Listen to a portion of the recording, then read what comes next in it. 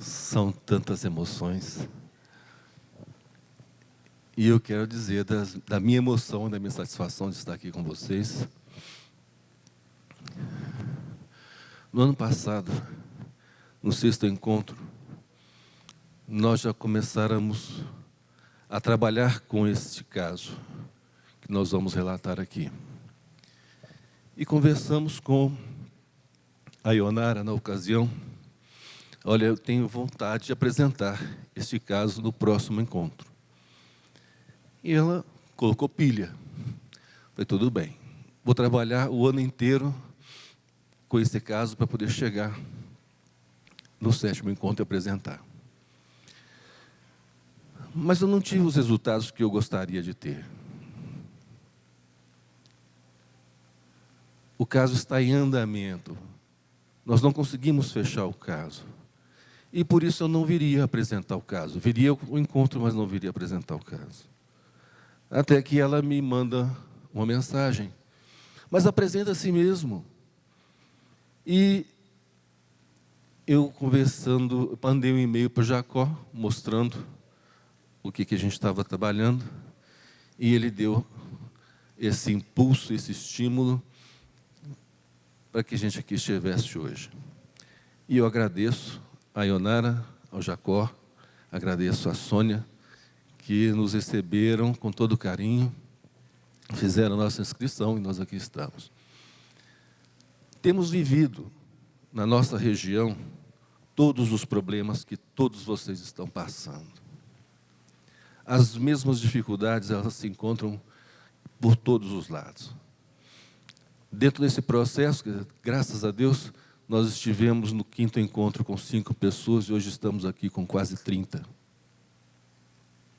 Graças ao trabalho que a gente tem desenvolvido de divulgação do magnetismo, com todos os empecilhos, numa cidade que tem 11 casas espíritas e nós temos o apoio de 4 casas, das 11. Estamos trabalhando para trazer mais e fazer muito mais, buscando essa injeção. Eu costumo dizer que nós, em todas as nossas tarefas, em todo o nosso processo de busca e crescimento, a gente precisa de uma energia adicional. Estar aqui é uma energia adicional para todos nós. Nós precisamos disso aqui para dar esse impulso, essa energia, essa renovada, essa revigorada que a gente necessita para ir além. Vamos então falar um pouco sobre o que nós temos trabalhado com a amiloidose renal. E eu quero lembrar que Samuel Hahnemann, quando começou a trabalhar, era um médico de excelente capacidade, um médico poliglota, com todo o potencial, e ele realmente conseguiu destaque na profissão dele, como médico, como clínico. Mas aconteceu de ele tentar salvar a vida do seu melhor amigo e não conseguir. E graças a isto, nós temos hoje a homeopatia, porque ele largou a medicina para viver de traduções, e nessas traduções ele encontrou o caminho que hoje nos trouxe a homeopatia, que permite que a gente faça essa medicina energética, essa medicina voltada para a alma, para as causas e não só para os efeitos. Então, com certeza, o que você fez, o que você pôde aprender, foi muito maior do que você mesmo pode imaginar. E o que você vai deixar para todos nós. Bom, a amiloidose é doença caracterizada pela deposição extracelular de proteína autóloga de maneira localizada ou sistêmica. O que é isso? Proteína autóloga é a proteína que é produzida pelo próprio indivíduo, no próprio corpo de cada um de nós. Então, essa proteína gera depósitos que são originários de alterações do metabolismo das proteínas séricas, proteínas do organismo, As alterações metabólicas podem ser de origem primária, do próprio indivíduo, hereditária, ou estar relacionadas a várias situações clínicas, entre as quais podemos destacar as doenças inflamatórias crônicas, as neoplasias, o envelhecimento e a hemodiálise. O rim é acometido de várias formas de amiloidose, o que leva frequentemente à insuficiência desse órgão, com posterior necessidade de transplante. É uma doença que pode levar à morte em 2 anos, se associada ao mieloma múltiplo, que é um tipo de câncer. Apesar de várias etapas e fatores implicados na amiloidogênese, a fisiopatologia deixa claro que a amiloidose é consequência de um metabolismo inadequado que leva à deposição tecidual de material proteico autólogo. Então, os tecidos de várias partes, de vários órgãos, nas diversas modalidades em que ela se apresenta, vão ser acometidos por depósitos de amiloides, que são essas proteínas, causando compressão, causando dilatação e, ao mesmo tempo, destruição do órgão. Essa proteína pode se depositar, então, em diversos órgãos, sendo os mais comuns coração, fígado e rins. A deposição pode ocorrer de várias formas e, com isso, desenvolver diversas formas clínicas. É uma doença potencialmente letal. O rim é um órgão bastante afetado e, se não tratar da doença, pode evoluir para uma insuficiência renal e até mesmo a morte. Então, nós vemos aí na microscopia o que acontece. Na foto do lado de lá, vocês vão ver o que são os túbulos e os glomérulos. Aquelas pequenas bolinhas que estão com a seta assinalando são os glomérulos renais. Os túbulos, eles se acoplam ou saem do glomérulo, nós temos, vou mostrar mais adiante, são os túbulos onde ocorre a filtragem da urina, tá? Onde são feitas as trocas necessárias no processo de filtragem renal. E nós vemos na foto de cá os glomérulos com amiloidose. Vocês vão observar que aqueles glomérulos do lado de lá, eles têm uma série de pontinhos, talvez a distância não permita, mas vocês veem uma forma mais harmônica e os glomérulos são bem marcados. Já na foto de cá, nós vamos ver os glomérulos formando bolas hialinas, bolas claras, translúcidas, transparentes, e aí ficam corados em rosa. Mas a gente vê que os núcleos de dentro do glomérulo vão desaparecendo. Por outro lado, os túbulos, alguns ficam hipertróficos pela deposição do material amiloide e depois se atrofiam, perdendo totalmente a função. Então, há, no primeiro momento, uma tentativa daqueles que estão sobrevivendo de lutarem para poder suprir a função e depois, na medida em que vão morrendo, eles vão atrofiando. Aliás, que eles vão atrofiando, vão morrendo. Aqui uma outra foto mostrando, numa imagem maior, os glomérulos transformados em bolas hialinas. Nessa imagem dá para a gente ter uma ideia direitinho do que é um glomérulo, que é aquela parte mais globosa, parecendo uma cebola, e a rede em volta são os túbulos, por onde ocorre o processo da filtragem renal. Aqui também vocês vão ver, então, os túbulos hipertróficos e, do outro lado, os túbulos atróficos, já sem função, sem filtragem. Então, nós temos de lá para cá o normal, o que é o processo de hialinização isquêmica e a amiloidose consumada. Então, o acúmulo de material amiloide leva à compressão, atrofia e interfere no funcionamento normal do órgão. Aí nós temos, por exemplo, um rim normal. Vocês vejam a vitalidade de um rim normal, dá para observar pela aparência. E aqui vocês têm uma amiloidose esplênica e renal. E a gente observa como é diferente a característica de um para o outro em termos de vitalidade e até a coloração em função do depósito de substâncias amiloides. O quadro clínico geral da doença, os sintomas gerais são fadiga, perda de peso, dispneia e síncope. Isso é frequente. E as manifestações sistêmicas, a proteinúria, que é excesso de proteína na urina, uma vez que vocês imaginem, por exemplo, um rim como se fosse uma peneira que estivesse filtrando e que os espaços entre as peneiras aumentassem, os orifícios da peneira aumentassem. Então, partículas que não deveriam ser filtradas, que não deveriam passar, começam a passar. E essas partículas são as proteínas. Então, ao mesmo tempo que aumenta a proteína na urina, diminui a proteína na circulação, gerando uma hipoalbuminemia e insuficiência renal. Bom, essa doença, ela costuma passar muitas vezes despercebida, porque o quadro clínico dela é um quadro que não tem uma característica expressiva. Então, muitas vezes é confundida com outros tipos de doença e passa por muitos médicos desapercebida. Até que começam a acontecer os processos de proteinúria. A paciente em questão foi descobrir que estava com alguma coisa diferente por observar que havia muita espuma na sua urina. Tá? Outras vezes o paciente descobre porque ele começa a ter sangramentos sem uma razão de ser.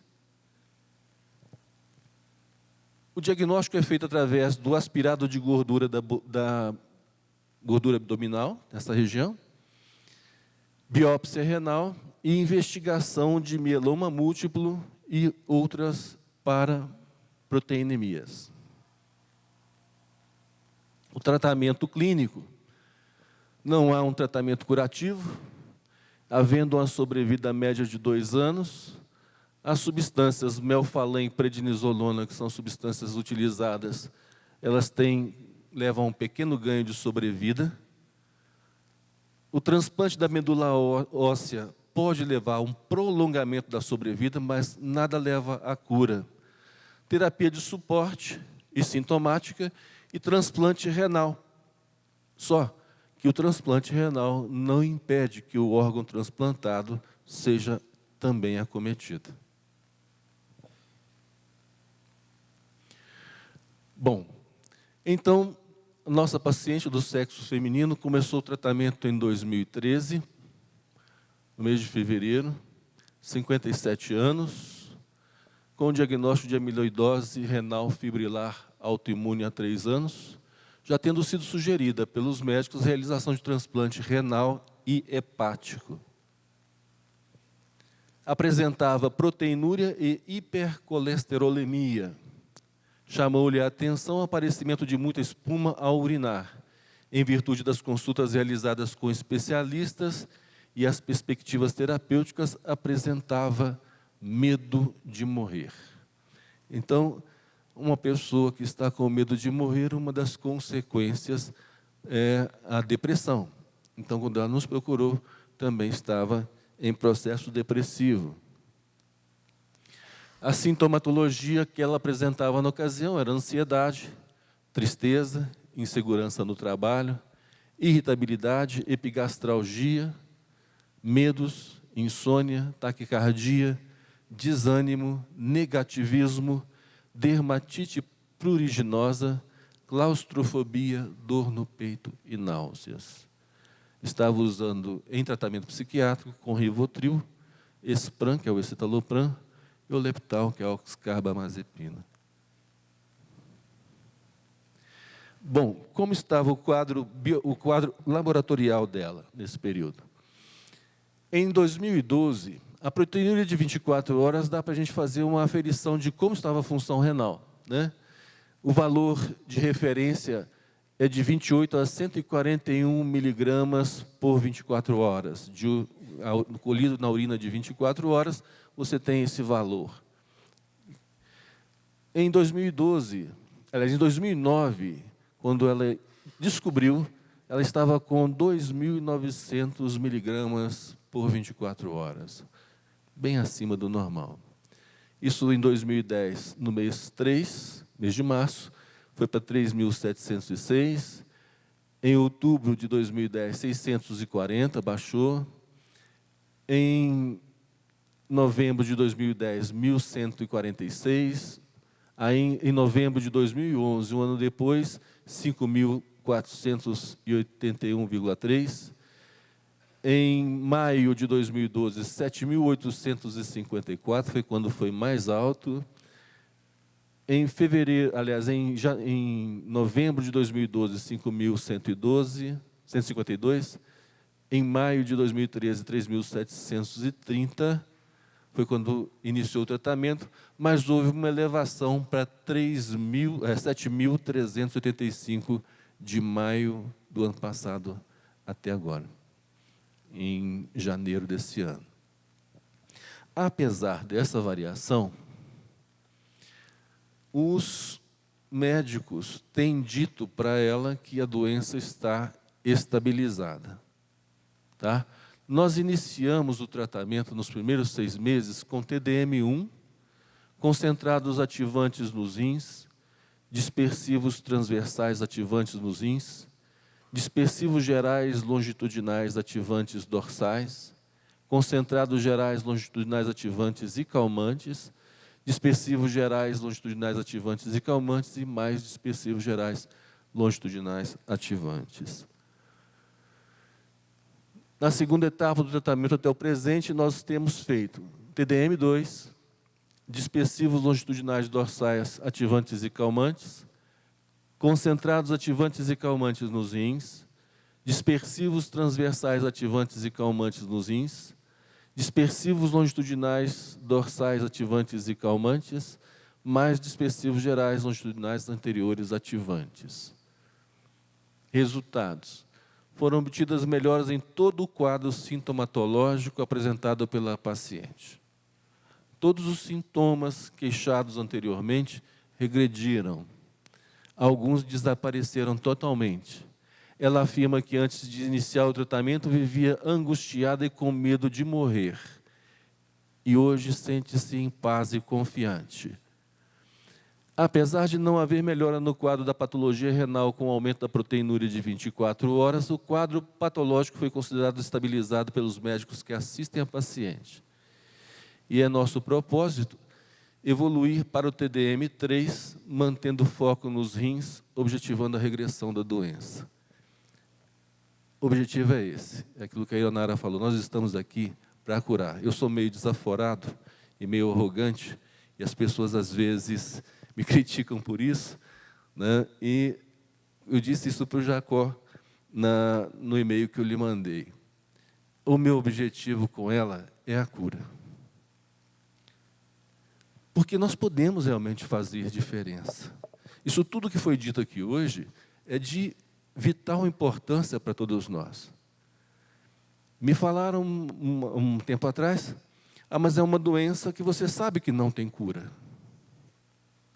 Eu posso não ter achado o sistema dela. Usando a expressão que o Jacó colocou aqui. Eu posso não ter achado o sistema dela ainda, mas eu não perdi o foco. O objetivo é cura. Eu acho que a gente pode fazer isso, a gente tem essa condição, tem amparo da espiritualidade, tem tudo para realizar. Nós precisamos investir em conhecimento. Lá em Valadares a gente divulga o magnetismo, nós temos feito essa divulgação, treinamentos nas casas espíritas que nos dão guarida, que nos dão apoio. E a gente tem passado essa mensagem. É necessário estudar. Você não pode se contentar só com o resultado da melhora, porque a pessoa realmente vem nos procurar buscando solução. Nós não temos que prometer que vamos curar, mas nós podemos prometer que vamos nos empenhar. E vamos fazer o melhor ao nosso alcance.